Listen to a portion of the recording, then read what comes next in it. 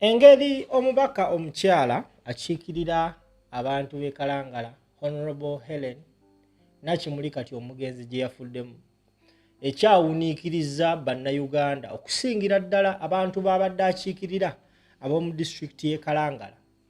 Bassebo ne bannyabo, bantu bangi bavuddeyo okubanga bawa different theories ku kiki ekyafiiriddeko okufa kw'ono omukyala, newankubadde nga abasawo abaweereddwa omulimu ogw'okukola kye bayita postmortem okwekenneenya omugenzi okuzuula ekituufu ki ekyaviiriddeko okufa kwe tebannavaayo kutuwa official statement. Eddwaliro kwe yafiiridde because kigambibwa mbu yafudde ali mu surgery nga bali mu kumukolako operation. Eddwaliro kwe yafiiridde terinavaayo kwogera kigambo n'ekimu ku nfaaye. Remember Honorable Namuli Hellen abadde mubaka, ate omubaka atali wa bulijjo, omubaka omukyala, moso omubaka okuva mu kibiina ekya National Unity Platform. There are so many questions being raised ku nfa y'ono omukyala, era trust me with time tugenda mmanya ebintu bingi. Now omukyala amanyikibwa nga Allison Winnie avuddeyo okuwa information ku nfa y'omukyala ono Honorable Hellen Namuli. Tambuza video wabula teweerabira, tuli sponsored by Zaid Lighting Store. Tulina amataala gonna, gwetaaze ettaala please call us using those numbers, tugenda batubalinze. To be on the wrong side of what they legitimize as true and correct. Just like every law that is being tabled in Parliament now is considered, at least most of it is made to try to dim the light of His Excellency Kyagulanyi Ssentamu and likely get him to get him arrested or get him to back down from what he's doing. So unfortunately, the last two bills that have been tabled or will be tabled in a few days in Parliament, the sovereignty bill and the other bill, are definitely to suppress people of different opinion, especially National Unity Platform and NUP as a party. As we know, Museveni's goal, or the goal of the government right now, is to make sure that National Unity Platform does not exist, or the President Kyagulanyi Ssentamu no longer runs the party or gets back to Uganda. And therefore his plans, as per the video yesterday on RDI, the award ceremony, and also the speech he made in Boston where he said he will be returning home, has caused a lot and stirred up a lot of the evil plans of the government, of the Museveni people. You've seen Museveni around. It doesn't mean that he's all well and rosy or perfectly fine. As a human being, he has aged and also is definitely slowing down. Okay? So the plans are majorly to get Muhoozi to become the next president of Uganda. In fact, they think that after swearing in, they will have, Museveni will disappear, and Alupo, who is now acting vice president for Museveni, actual president, but acting more as a president while Museveni is not available to show up in certain places, is temporarily covering for a place that is intended officially for Muhoozi to take over. So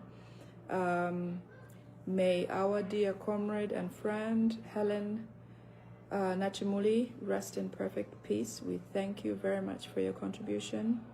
Your speech is definitely a suspicious act on the side of the enemy. It seems to us that it is likely because of what she said on Kabaka's birthday that has dearly, dearly costed her life. But as we know, that is the trend of these people. We don't expect otherwise.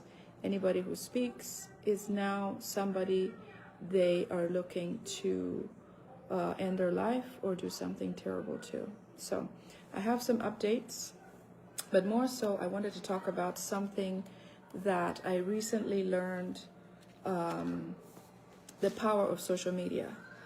And it is something that was used in the last few revolutions that have happened across the globe, in in Nepal and France, Indonesia,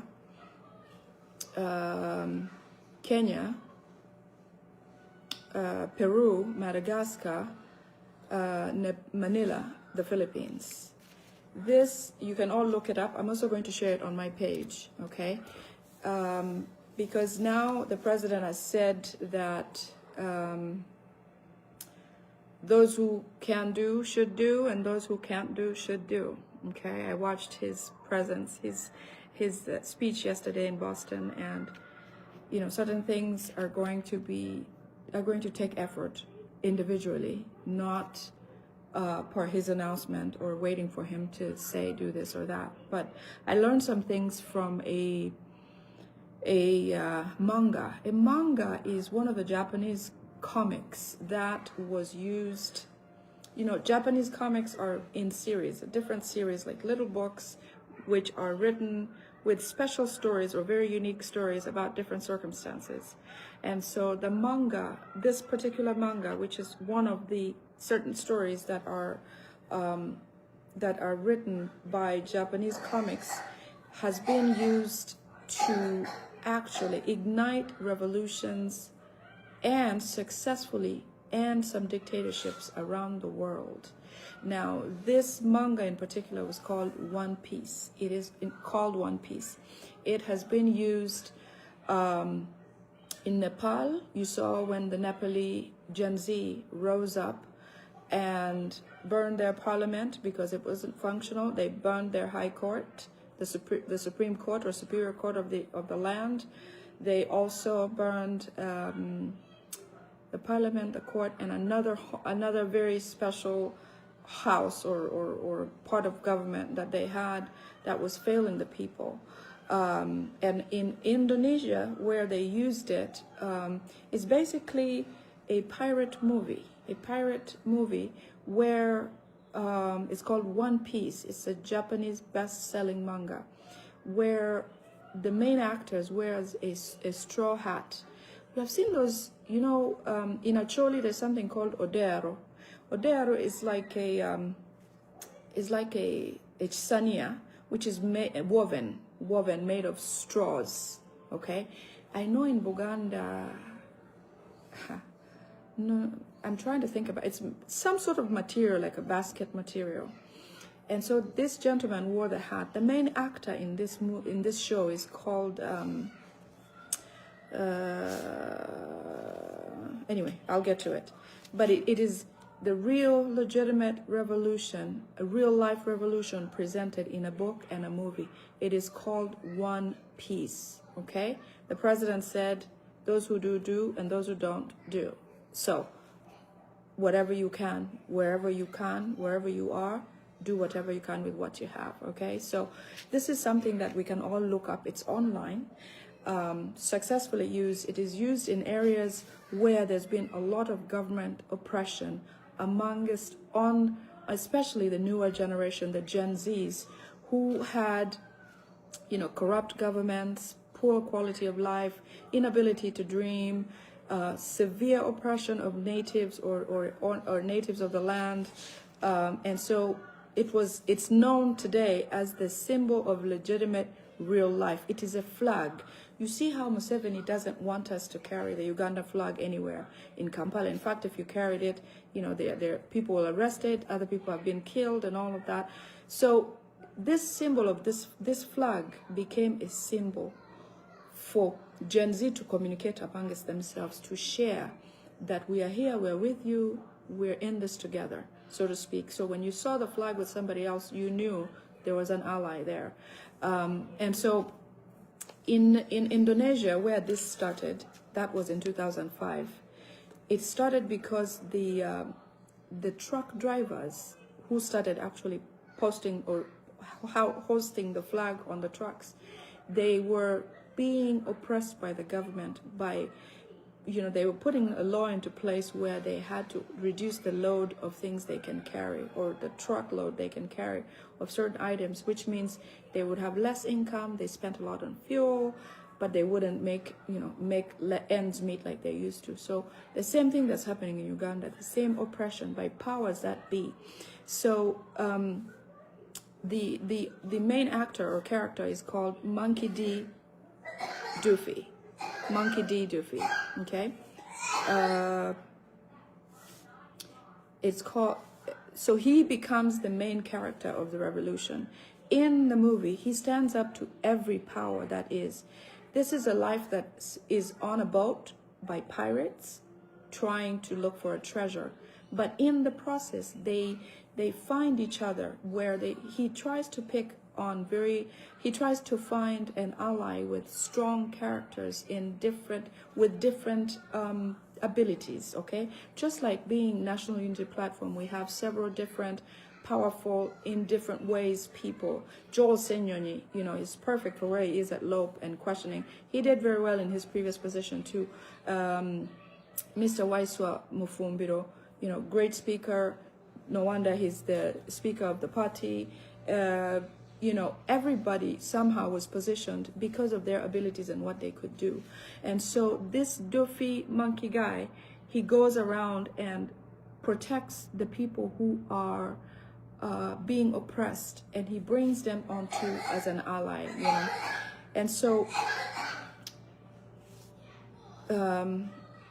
so he stands up to power. There were people, they had certain governments that were very strong, just like this one that we have now, that oppressed people, and they were, they did everything they could. They spent everything on themselves. They didn't care about the person on the ground. And so this gentleman, Monkey D. Luffy, became sort of a symbol, and he didn't care what he had or what he had to lose, but his goal was to get people to be fairly treated and not oppressed, and discontinue the oppression by the powerful.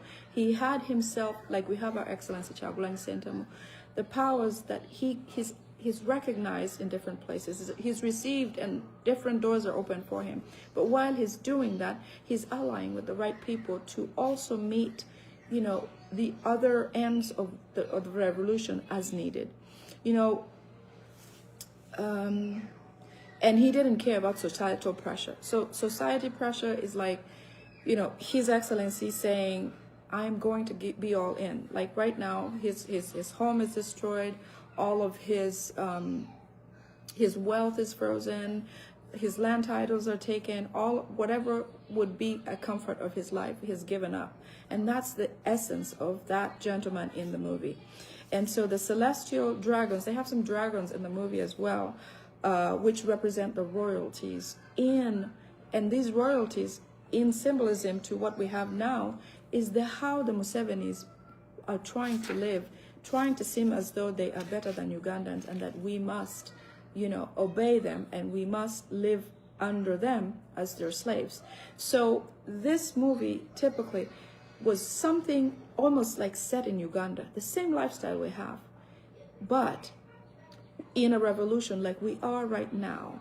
But they had a symbol that united all of them, and having that flag meant that they had whoever else supported that flag behind them.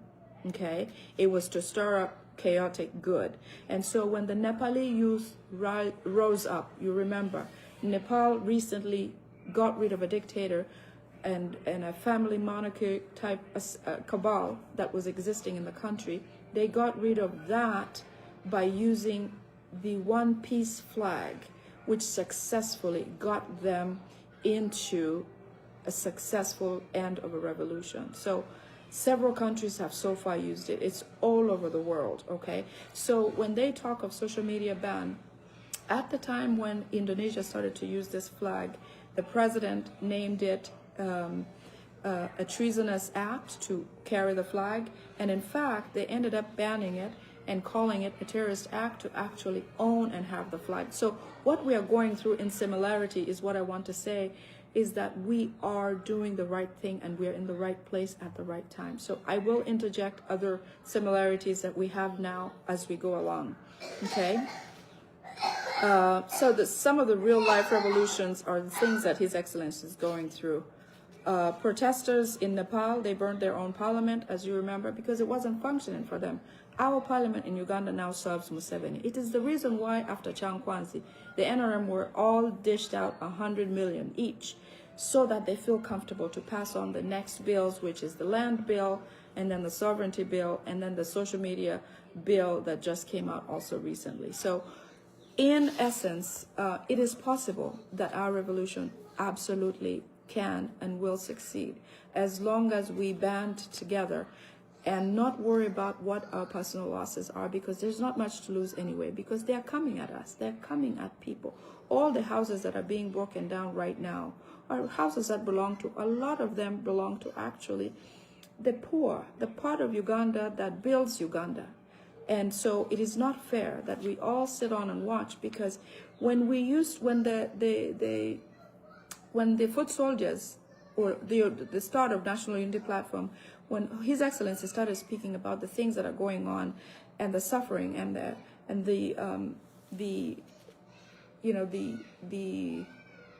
things that were going on that weren't right, there were some areas of Uganda or parts of the communities that were saying, you know, we don't want to get involved because, like the people on the markets used to say, we don't want to get involved because our children, we have to pay school fees, and our businesses are what supports us, and so on. So everyone, you know, the boda bodas, the taxi people, they said, you know, we're working for today's meal or tomorrow's meal, not knowing that now the laws that are being made to make sure that Kampala is depopulated, which means taxis, boda bodas, all those resources or sources of income that are menial are now no longer allowed to operate in Kampala. So which means, where are they going to go? It looks to me like Uganda is closing in. Every effort that is made for change for Uganda means well for every Ugandan. So even if you feel like you're temporarily doing well right now, it is very short-lived, because it's coming. When I read to you the security alerts I have today, nothing is meant for any good for Uganda. Everything they're trying to work on is to make sure to bring the people of Uganda to their knees, to make them slaves for the Rwandese. You saw a video of the girl riding the bicycle, and then there was a video that there was a post that I shared of the woman whose kiosk was taken away, loaded on a truck and taken away. Those two videos, now I understand the people who are trying to offer help are Gashumba's daughter, Sheila Gashumba, and the father, Mr. Gashumba. Those are both Rwandese. This is a typical picture they're trying to paint of Ugandans needing help and them coming to rescue Ugandan people. Now, I don't know how you feel about that, but to me it seems like their script is coming true for them, the way they want Uganda to be. And what really does Gashumba do in real life? Is there any job that you know that Gashumba does? Do you know what Sheila actually does to earn a living? No. They don't work. They thrive on stealing from Ugandans and doing things that are dubious and earning like land and assets like that. Then they sell or do whatever they do with it. But there's nothing truly like hard work that other Ugandans are doing. So in essence, it is the abuse that we have seen coming in, creeping in slowly, and evidently coming in the larger picture. So in what I'm saying is that if we don't do something now, it's only going to get worse. If you're comfortable now, it is very short-lived, because they want all these houses in Kampala demolished, because they want to bring up their buildings and structures and have us rent and pay heavy rents, electricity, water, and all these things to them, which means we will continuously become slaves to them. A lot of the buildings in Kampala are owned by Salim Saleh and the first family. Speaking of which, most of Museveni's family members are not in Uganda now. If you're close friends with them, you will notice that you are not going to see a lot of them here and there. In fact, they plan that after swearing in, Muhoozi will then come off as CDF and will then become vice president somewhat. Alupo will be eliminated from that position. I don't know the rest of that, how that will happen. And so that will make Muhoozi next in line to be president. So let's say Museveni leaves, or which he plans to because he's quite ill. He plans to actually exit Uganda and never appear or come back to Uganda again, but leaving his offspring, this Muhoozi person, to remain in leadership in Uganda. As also they're trying to eliminate all kingdoms or local cultural communities in Uganda because they want Muhoozi to be, for example, the Kabaka or the leader, a monarchical leader of Uganda, which means that when you see things like the Muhoozi coming up with a run to overrun the Kabaka's run on his birthday, those are all small efforts leading to larger results that they expect for them. But that does not mean that it will end that way. I just want us to especially focus on things that will help us bring change to the country. Looking at the One Piece comic or manga, I saw with a lot of hope that something is achievable. And through this, like it was achieved in different countries, like in Paris they did, in Indonesia, the government never changed, but at least they felt the pressure and they had to make stiff changes as necessary. In Nepal, they changed the whole government. In Madagascar, they did change the whole government. If you've heard, the last maybe year or so, the government of Madagascar was changed as well. In the Philippines, Manila, that also happened, okay? In Nepal, the thing that struck the Gen Z to go to the streets in thousands was because they were protesting the government. In Indonesia, a 21-year-old in Indonesia was killed for no reason in the capital of Indonesia, Jakarta. What happened after that was thousands of youth taking to the streets and having a major change in their government. In Nepal, when they decided to take to the streets, they were successful. In fact, you saw pictures where the Nepalese Gen Zs were in the in the president's home and taking photos because they were successfully able to oust that president, okay? The flag of the One Piece movie is the Jolly Roger of the Hat Pirates. The pirates didn't just hunt for treasure, but also they fought the oppressed powers. In the movie, you will see that the army had become too powerful. You know, they felt like they can do anything, just like they do in Uganda. They could do anything. People disappeared. They killed people without explanation. They abducted people and did whatever they want. And then there was a monarchy where there was a king and a son. You can see the son, just like Muhoozi. The son, my goodness, he felt like nobody would tell him anything because his father is so-and-so and whatever. And so that, you know, this gentleman, the Monkey D. Luffy, he was able to show them that people power is the actual power. And so they used whatever means possible and toppled. He did. Every community where there was a certain power that was oppressing people, they took down. So I believe that with the comparison, this is exactly what is going on in Uganda. We must continue demanding for our freedom. We must, okay? We must continue demanding for the freedom of the people, the ones in prison, the ones who are anywhere, but more so empower ourselves. If somebody is going to be abducted, there has to be something that can be done, okay? If they, you know, we bring security alerts and say this is about to happen, or prepare ourselves, people at home, do something about what might be happening, because I think folding our arms and waiting is going to cost all of us our lives, all of us. So I'm not, you know, I'm not saying carelessly show up and do whatever you feel and put yourself in danger. No, I say carefully, you know, show some sort of strength, because until that happens, they're not going to let go. This is going to continue happening.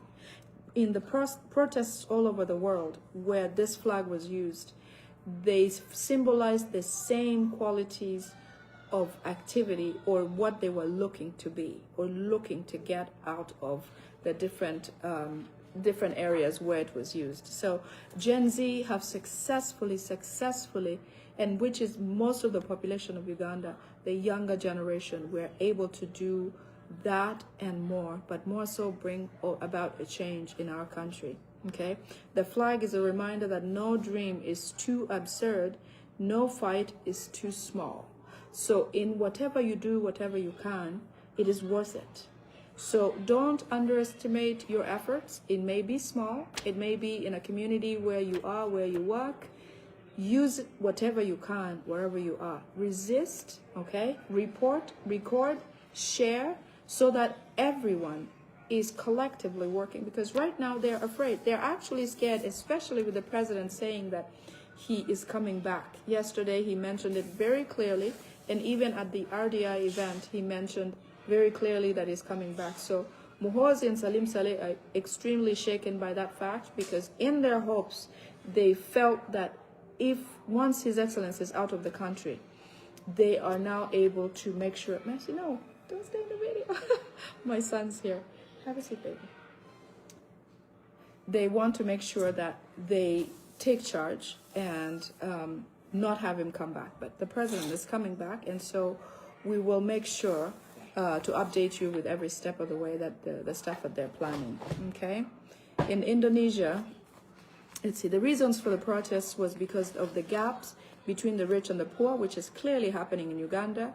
You know, they think that they should only exist as rich people in the country and poor people should not exist. That is why they're breaking all those buildings and destroying businesses for the young, the Ugandans who are not of wealthy class. Obviously, there are those who are the rich ones who don't think that this is going to get to them. They're the ones who are stopping us from speaking. They're the ones who are stopping or discouraging efforts of change being made, or strides of change being made all over by the National Unity Platform. But in essence, they're in waiting. They're in line to get attacked. I understand in one of my security alerts, they're saying that Muhoozi and the Salim Salehs are saying, well, we did not give them orders to go and demolish those homes. So if you know or have an attorney or a lawyer for somebody who actually had their house broken or their business broken, they actually have the opportunity to sue, because the Muhoozis say, well, we did not send them, or there was no documentation presented for demolitions in certain places. So you can see that this is just a mafia style of doing things without actual orders from court.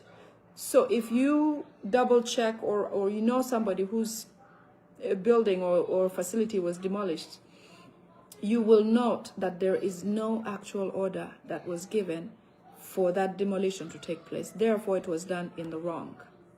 But that is how they've been operating. So that means the blame now lies on the person who demolished, not the Muhoozis or not the Salim Salehs. You know, we constantly tell Ugandans who are being sent to do this dirty work that in the end, when it comes to it, when the rubber meets the road, to say that who did what, these people will not be anywhere with their hands stained. You people who are sent to do these things are the ones who are caught in the act. Now, if anybody sues about this, the Muhoozis will not care if you are actually remanded or you're dealt with by law, okay? Because you went by word of mouth to go and demolish a building which you are supposed to take an order from the court stating that so and so and so and so this is happening. I saw somebody, in fact somebody I really care about, posted on my page when I posted the picture of the lady with her kiosk being taken away. These are the elites I talk about who are comfortable and doing well and will say certain things that point a finger to or at the actual person who is the victim of a circumstance like that. So he said, according to him, that I should focus on the fact that the kiosk lady who put her kiosk in that place put it right in front of a shop of another person. Therefore, I should also look to the loss of the person whose kiosk was put in front of, whose shop was the kiosk was put in front of. What I'd like to say to somebody like that, I'm going to respond to this publicly because I'm constantly being talked down by somebody or people like these. That kiosk, that shop that he's talking about, he has no idea that the idea behind it, those shops are actually owned by these Rwandese people. It is why they're throwing away the buildings of actual Ugandans and people who are, you know, cannot afford, or even if they can, they are people who legitimately own the land or the property are being destroyed because they want to take over that land by force. So, Mr. Somebody, you know who you are because you did respond to my post. The intention of taking that kiosk away is not because, and this kiosk is only a symbol of several others. I've seen even 4-story buildings being knocked down. That has nothing to do with building in front of somebody else's structure. That kiosk may be just one of several, which they're saying now that they're going to break all of National Unity Platform buildings and the ghetto homes because they believe that that is the area where the president was hidden all this while they were looking for him. So people like you who come and respond to my post, when I post about the victims of such circumstances, it is a matter of time. I know that you're well-to-do and you're comfortable, but we don't have to forget our brothers and sisters who are struggling, because nobody else will speak for somebody like this. Indeed, when her kiosk is taken, nobody knows if she'll recover any item even in there. And the Gashumbas now rise to say, I will help you, what's her contact number? It's just, in essence, the goal that they want to achieve, to make Ugandans their slaves so that they can give us crumbs and we'll live on that. The elites are still comfortable because they have some income or money for now. That's very temporary. Okay? So the other thing was the other reason for the protest was corruption, which you see all over the government, okay? It is no wonder that all the jobs in the main or larger offices are given to only these Rwandese people. They can literally have a monthly meeting or a weekly meeting in Rwanda.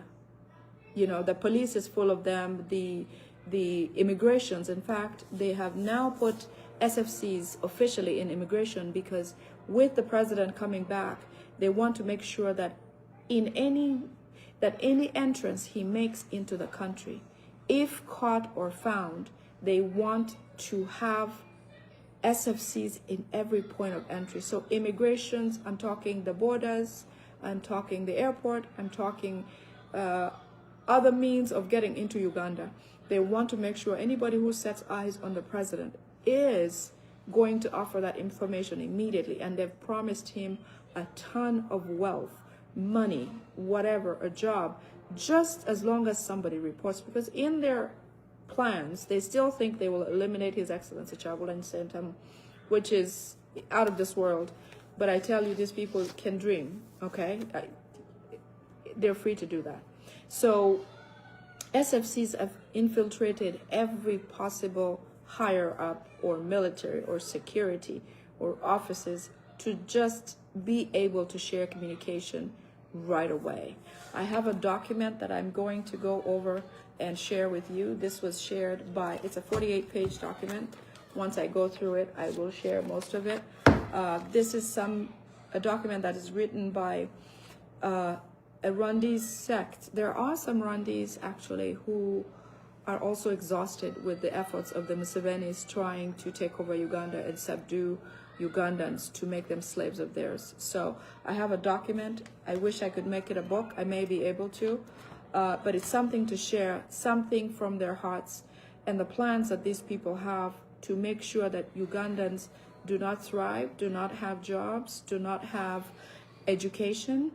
In fact, another school bus has agreed, or bus driver has agreed to let students or children burn in a bus. So that's a security alert that I want to interject somehow in here.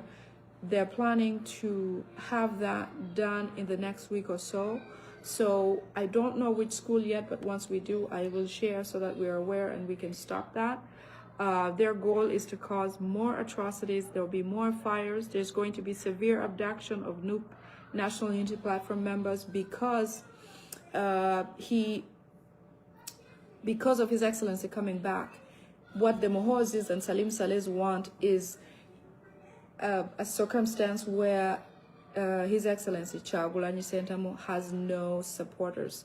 Like he will walk alone or have no guards or not have any friends with him or not have any members. So all of the National Unity Platform strongholds, like the people, the support team, especially the ones who, you know, make the day-to-day life possible, his secretary, for example, foot soldiers and all of those, there's going to be severe abductions coming up, even worse than what we've seen. So be careful wherever you are, whatever you can do. Like I said, President said, those who can do, and those who can't do.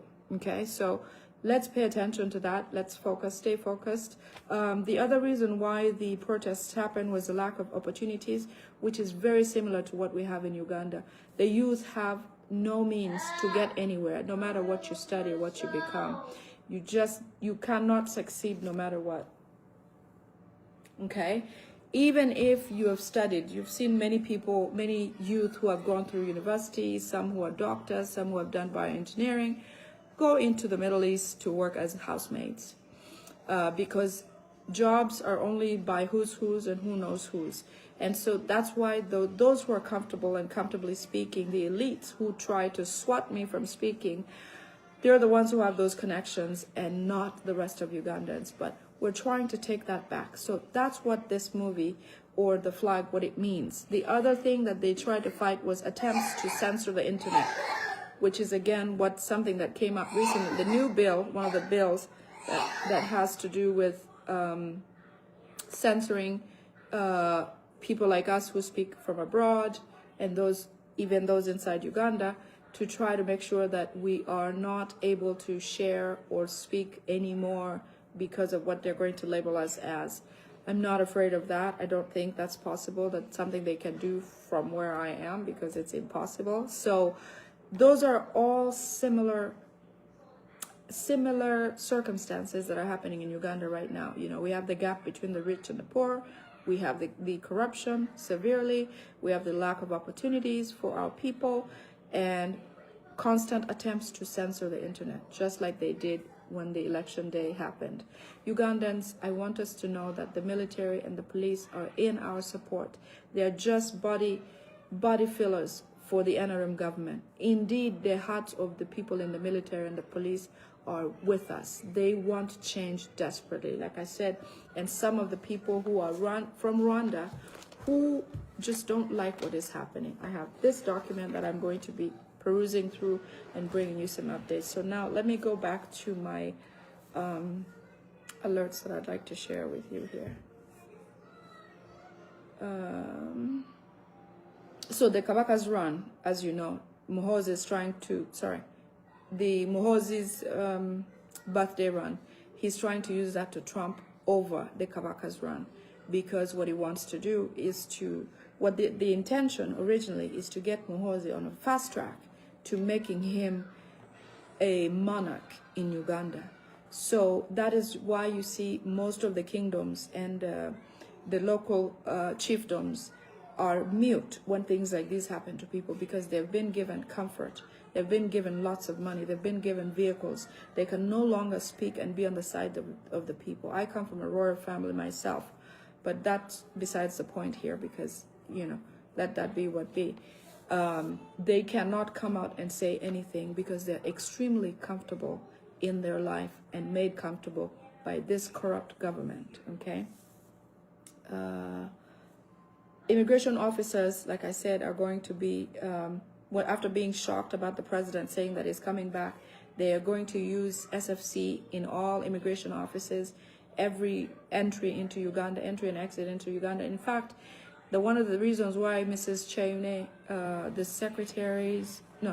His Excellency Kyagulanyi Ssentamu's secretary, the wife of the secretary, was abducted, and after several weeks, of not knowing where she is. In fact, even the courts denied that they had her.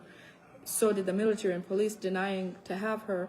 They rushed her into a court and dumped her, and immediately ruled that she has to go to, that she committed a crime of sharing a message that caused some sort of, detriment somewhat. And so she was remanded to actual prison. The wife of the secretary of His Excellency Kyagulanyi Ssentamu, there's really not a crime there, but they forged and foiled some things here and there. But that goes to show you how failed and corrupt the judiciary system is, because after denying seeing her, they rushed to make a ruling on her without even questioning where has she been. Because the right thing to do was to say, who has been holding this woman, bringing them to book and saying, well, why have you been holding her, instead of denying and then perusing through and getting her remanded. The goal is to take all National Unity Platform members into custody somehow. Also, killing as many as possible. I just heard a video of a phone call that was dialed in by a Boda Boda rider in Kampala, who says that Kampala has gone to the dogs. The business of Boda Boda has been taken over by these Rwandese. So when you travel through Kampala and use Boda Bodas, be very careful. There are signs where the mirrors, those Boda Boda mirrors, sometimes they have two, sometimes they have one. It's going to be very hard to tell the difference now, but make sure when you're getting on a Boda Boda, you can see the license plate clearly.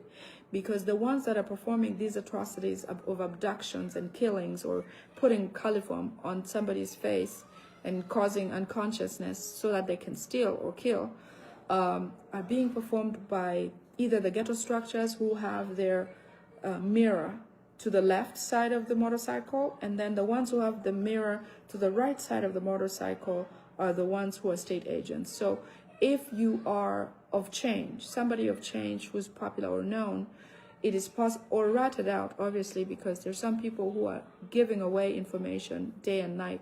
If you are one of those, you want to make sure that when you are taking on a Boda Boda, you can see the actual license plate, because the ones who are performing these acts of killings and hurting people are the ones whose license plates are either covered or twisted or facing up, such that when it's taken away from the crime scene, nobody can record or take a picture of that license plate to identify who actually drives it. So Boda Bodas with a mirror on the right are state agents, and the ones with a mirror to the left are the ghetto structures of the Damulidas, who are performing a lot of atrocity on National Unity Platform or people of change in Uganda. So be careful with that. What they're finding is that they're foiling people with something with chloroform and taking what their properties are. Some of them are being hacked with a panga, some of them are being killed, some of them are dumped, and they're found deeply asleep. Deeply asleep. Asleep means that they've consumed something that has messed with their consciousness, and so they'll wake up much later not knowing where they are or what has happened. So it is quite something there for those travelers in Kampala. Next on,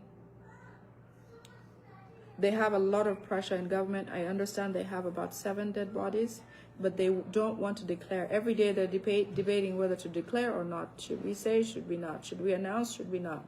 In the next few days, they're trying to see how to divert attention from His Excellency Kyagulanyi Ssentamu. So they may declare a few before swearing in and after swearing in, so that it will take to social media, so that we don't talk about anything else other than those people who have passed on. Okay, so I talked about the borders. The school bus. Soon you're going to see, so we talked about the school bus. I don't know which school yet, but there's yet another school bus. You remember when I posted about Little Muheju school bus being burned. The driver had been privy to that information, and because that information got out, they went and hanged the driver of that bus. And they said the driver killed himself. That was a lie. It was because that security alert had come out, and so they felt like he was the one that shared the information. So those children were saved because of what we were able to share. Okay. Sanyu Baby's home. Muhoozi is going to go and visit Sanyu Baby's home because these people are very spiritual and evil. They are looking to have at least 700 children gone so that they can use them as sacrifice for their whatever path. To bring on Muhoozi, apparently, that is something that they have to do to satisfy his vajaja, or whatever that is. You know what that means. It's some sort of witchcraft. So up to 700 people are children are wanted by a witchcraft practitioner of Muhoozi from all tribes in Uganda. Okay, so this is going to happen from different parts of Uganda. After Muhoozi visiting Sanyu Baby's home, which is going to do in the next couple of days, he's going to set up something. There's going to be bombs and all kinds of manners of killing to be able to get that, because that's the pathway apparently to get Muhoozi to become a leader or a president of Uganda. Just like when his father came, there was a lot of people in Luero who, you know, died, who were killed. Chichwamba, there were people. Acholi, I can't even tell you how many. Speaking of Acholi, I see a lot of talk about HIV and how it's gotten rampant and all over Acholi. Let me say this, my Acholi people. HIV was intentionally brought into Acholi, just like nodding disease into Acholi region and every region in Uganda. Specifically in Acholi, I have a video of an investigative journalist who did a documentary about how come the Acholi, the powerful and the strong and the, you know, it used to be what Acholi was known for, all disappeared or were dead. My father was in the military in Acholi. He was an Acholi. My father's family was full of military, people of the military. My great-grandfather may have fought in some of the wars in the West, one of those world wars or something, because he was of that age. Thank you, babe. I know. Okay.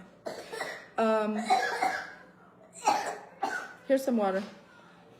So just the video tells how Museveni in his ways injected the Acholi people. Go tell daddy I'm on a video.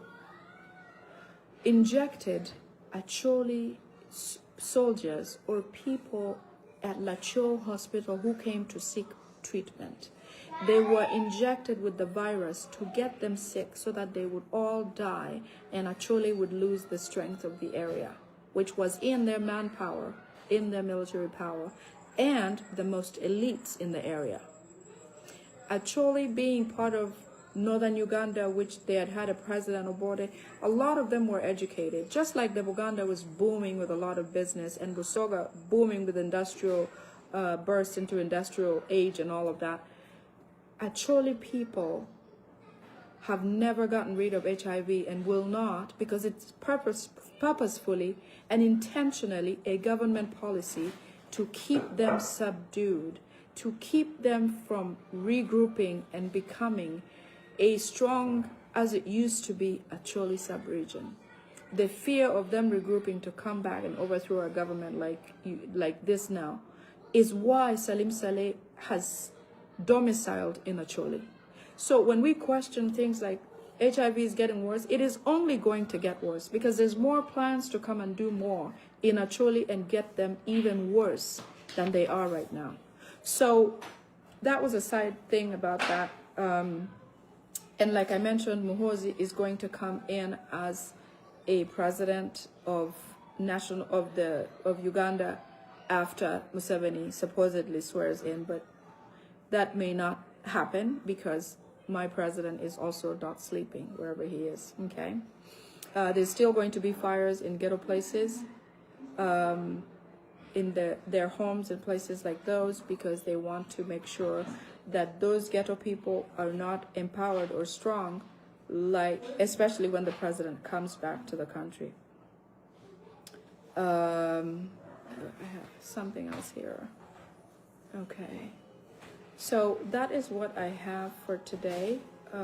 But don't be afraid to use what you have wherever you are, because in whatever efforts you can do, those who can speak, you can, whatever else you can. President said, those who can do, and those who cannot do.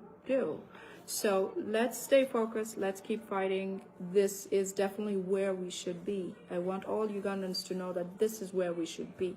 You know, there's never been a challenger of Museveni like His Excellency Kyagulanyi Ssentamu. Whatever they called him is his past. What he is now is a liberator of Uganda, and that liberation is resounding all over the country, all over the world. Okay, so let's stay strong. Let's keep fighting. Let's make sure whatever you're doing is the right thing, because the pressure is being felt. They are feeling the pressure and they're very fearful. It is why the family of Museveni is no longer in Uganda, including his past wife, obviously. You look for the Natashas and their husbands and so on. You're not going to take side of them normally, because things are not normal. All those are signs of change, okay? So I love you and leave you, and we will be in touch again tomorrow. I've got a lot of work to do, like this document. I will be bringing to you in the next couple of days, okay? Everybody stay well and keep hope alive.